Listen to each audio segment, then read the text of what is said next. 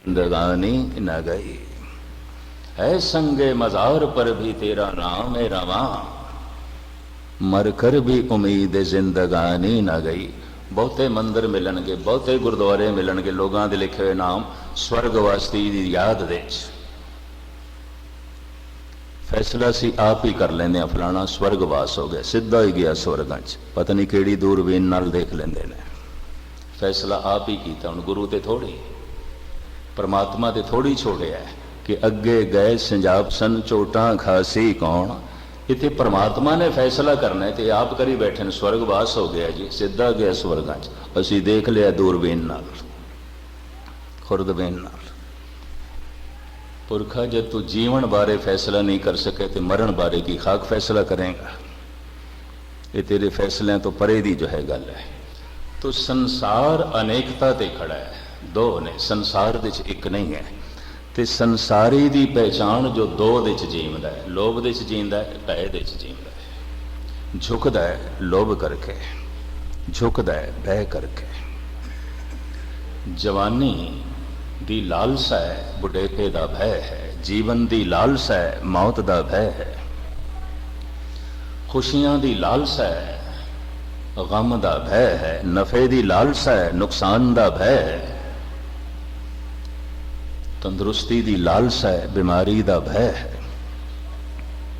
लोभ ते भय, इसे च जिंदगी व्यतीत हो जाती। निरंकार एक है, संसार अनेकता ते खड़ा है, एक नहीं है।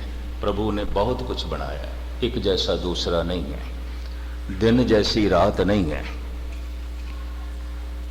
बचपन जैसी जवानी नहीं है, जवानी जैसा बुढ़ेपा नहीं है, बुढ़ेपे जैसी मौत नहीं है। कुछ और ही है, सब कुछ और है। वन की तुझ वेखी जगत उपाया, सब कुछ वक वक उपाया।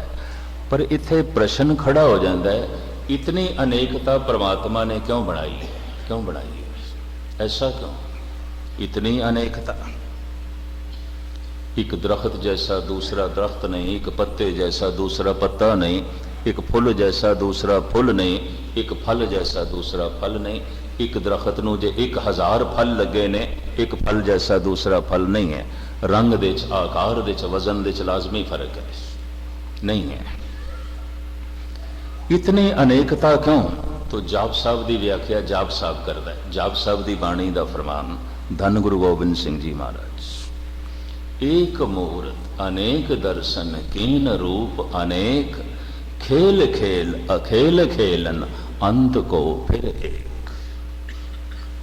वो जो एक है वो निरंकार है, उसकी होंद है। वो जो अनेकता है उसका तमाशा है, उसकी खेल है, उसका खेल। गुरु गोबिंद सिंह जी। एक मूर्त अनेक दर्शन, सहस तो नैन नना नैन है तो एक।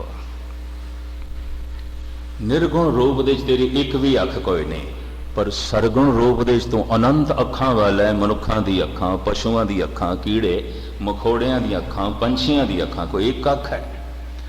फिर इस तो इलावा होर धरतियां ने, उत्थे जीवां दियां उन्हां दियां अखां, कोई एक अख है तेरी?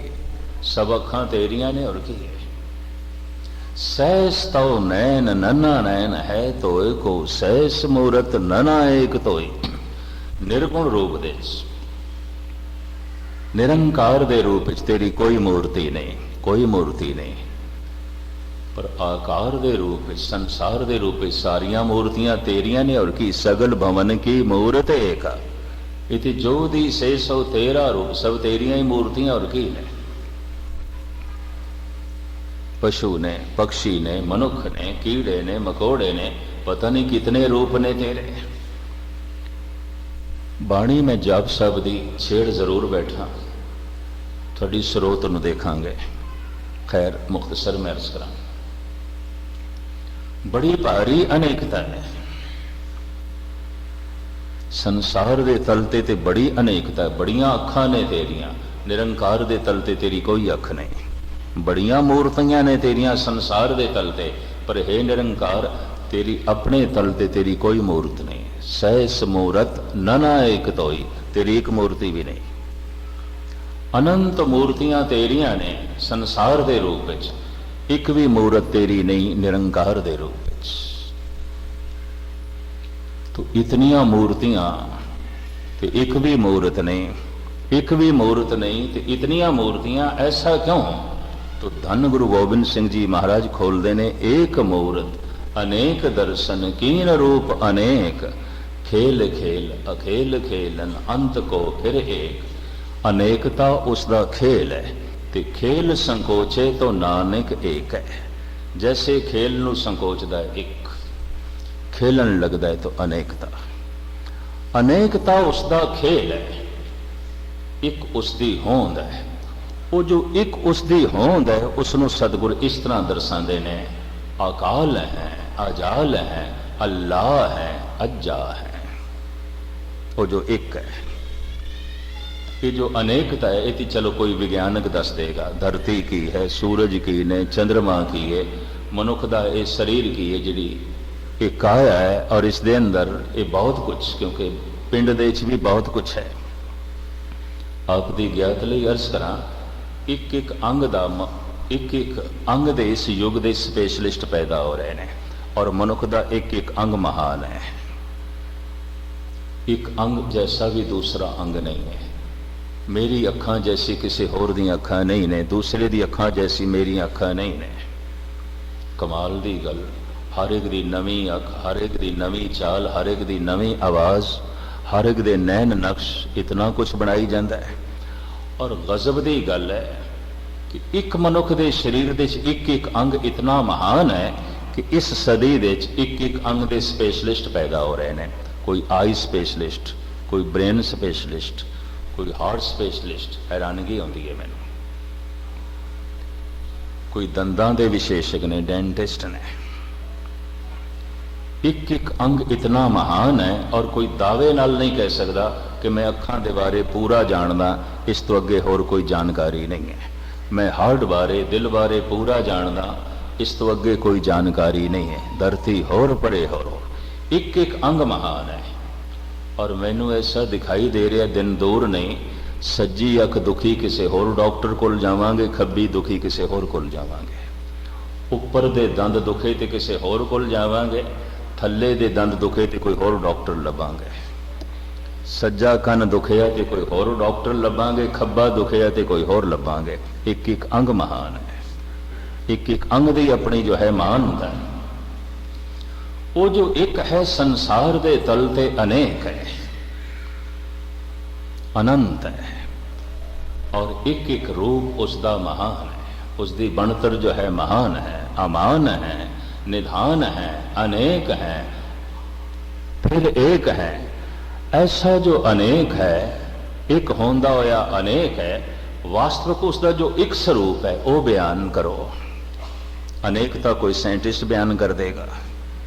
धरती की है, सागर की ने, सूरज की है, चंद्रमा की है, ग्रह नक्षत्र की है, शनि दिच की है, मंगल दिच की है, ना ग्रहां नक्षत्रां च की है। चलो ये साइंटिस्ट का काम है, किसी विज्ञानक का काम है। वो जो एक है उस दिच की है, वो की है। उन्होंने गुरु गोबिंद सिंह जी महाराज कहते ने, अकाल है, अजाल है, अल्लाह है, अज्जा है। इसकी तशरीह मैं कल थोड़े सामने रखांगा। अकाल है, अजाल है, अल्लाह है, अज्जा है। इसनू जिस ढंग नाल धन गुरु गोबिंद सिंह जी महाराज बयान करते, निरोल परमात्मा की ये गल है, ईश्वर की ये गल है बड़ी बारीक। इंज कह लो, अकल तो उच्ची है, अकल उत्थे तक पहुंचती नहीं, अकल की पहुंच तो परे है। लेकिन फिर भी अकल के तल ते कुछ कहना पैंदा है, और कह के फिर कहना पैंदा है कि नहीं पहुंचे उत्थे तक, घर तक नहीं पहुंचे, लेकिन कहना तो पैंदा है। तो वो जो है अकाल है, अजाल है, अल्लाह है, अजा है। धन गुरु गोबिंद सिंह जी महाराज ने जिमें बख्शिश की थी, कल आप जी के सामने रखांगे। अज इतनियां विचारां प्रवान करनियां, तुसी बड़े टिकाव नाल सरवण कीता, बड़ी इकाग्रता नाल सरवण कीता। ते मैं गल इत्थों आरंभ कीती सी, सिख कौम सिख धर्म खड़ा है जप ते जाप ते, जप कढ़ दो, जाप कढ़ दो तो कौम कौम नहीं है, सिख सिख नहीं है, धर्म धर्म नहीं है। अगर जप कढ़ दो, जाप कढ़ दो, जपो तो एको नामा अवर निराफल कामा। सारे धार्मिक कर्म निष्फल समझ ले अगर जप नहीं है। मूल जप है, बुनियाद जप है, जड़ा जप ने। इहदी तशरीह जिवें गुरबाणी कर दिए कल आप जी के सामने। बार बार सारियां दा हार्दिक तौर पर धन्यवाद। भुल चुक दी क्षमा। वाहिगुरू जी का खालसा वाहिगुरू।